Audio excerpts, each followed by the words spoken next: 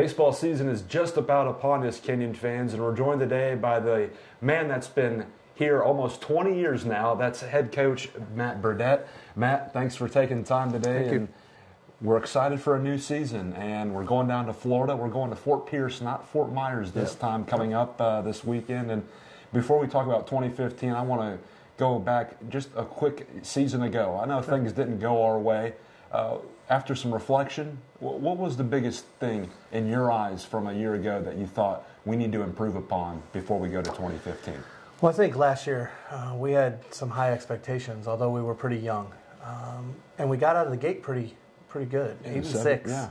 8-6. Played a pretty tough schedule in Florida, so I don't think anybody anticipated what was coming after that, which was something we don't want to talk too long about, which was about 5 wins and a bunch of losses. Defensively, last year, if you could pinpoint one thing, probably was our least effective defensive team in a long time. And when you're not very good defensively, you're given extra outs, it's going to make it tough on your team to win games. And I think we ran into that for the better part of the entire year. We just never really figured it out where our best team was. And maybe we figured it out late in the year, played better baseball towards the end, but by that point it was probably a little bit too far gone. Let's talk about this year's squad. Yeah. I think offensively, we've got a lot of guys coming back. You know, we know Jake Dunn. He batted over 400 last year. You got Kyle Hardacre, Tyler Roldan.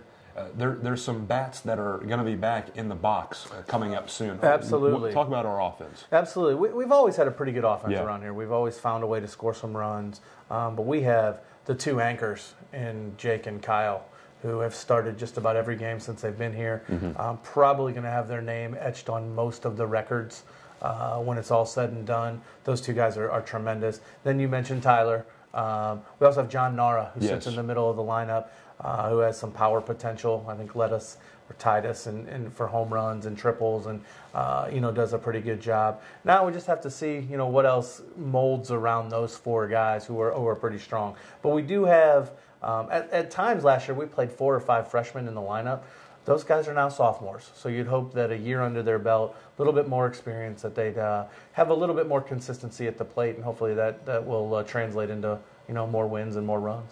You just mentioned defensively, our struggles last year, and I think looking back at our staff, pitching staff, a 5.56 team ERA. Right. Is it reasonable to expect that to come down with a lot of guys that were on the roster last year that were young, but they're back again for another year? Talk about our pitching staff, and then just getting better defensively. Yeah. Well, it has to come down. Okay. If we're going to have a chance, it's going to have to come down. But again, I think that is a byproduct last year of some shoddy defense, which doesn't go to their earned run average, but ultimately makes them throw more pitches, where it just makes it difficult. I don't think there are a lot of Division III teams that are blessed with a ton of depth in their bullpen. So if you have to throw a lot of extra pitches as a starting pitcher, you get into your bullpen quicker. That's not really where you want to be for long stretches of the game. So ultimately, I think that's when your ERA starts to skyrocket. It should be better. Okay. We have better arms. We do have some depth. Our defense will be much improved. I know it. It'll be much improved just from what I've seen already in the indoor session and in the fall. I think we can feel pretty confident that the defensive part will be shored up. That will help the pitching. And if we do what we do offensively most years, hopefully we're ready for a turnaround. Let's talk about your assistants who have a very good friendship with myself. I appreciate them. Ty Wood, Steve Grunberg. What are those guys as assistants, and what do they bring to the table as coaches this year? Well, they're tremendous. Yeah. They've now been with me, Tyler, 4 years. Steve, this is his 3rd. We just sort of think alike, so we know what we need to get accomplished. The players love those 2 guys. They're the perfect mix of, stern when they need to be, but able to listen to the players. They're very knowledgeable. They're going to be head coaches someday. So I have the luxury to have 2 probably head coaches in waiting on my staff with me, and that's a huge luxury to have. So we also have a volunteer assistant in Jerry Kelly, who's tremendous, has been in baseball a long time. So the staff is, I think we're very well equipped. All right, let's focus on the conference this year. Yeah. Everyone knows about Worcester. They've won 8 of the last 13 league titles, which is a nice little run. They got voted number 1 in the preseason poll. Well, talk about the conference. Again, this is your 20th year. You're going in on your 20th year, and the NCAC is pretty tough. Yeah, and I played in the league for 4 at Worcester, so I've been around for a long, long time, almost all of the years that the NCAC has been playing baseball. Worcester's sort of the traditional power. They graduated a lot of guys last year, but you expect them to reload, not to rebuild. They have great coaching staff. They have great players. I think top to bottom, it's just a really solid conference. So there's no weekends where you go, oh, we got this one. Everyone's a dogfight. They're going to be really good teams top to bottom. I think Worcester probably, in everybody's mind, is the one that you need to catch because of the thing you mentioned, 8 out of 13. Right. And I bet if you took that out to 25 years, they probably have, probably 16 or 17 of them. Who knows? 15 of 30. Okay, NCAC there you go. Titles, which yeah, is pretty exactly. every other year. I mean, you almost have to say that they're the one, but DePaul and Denison and Wabash, you just name them all. Allegheny. There's no easy outs.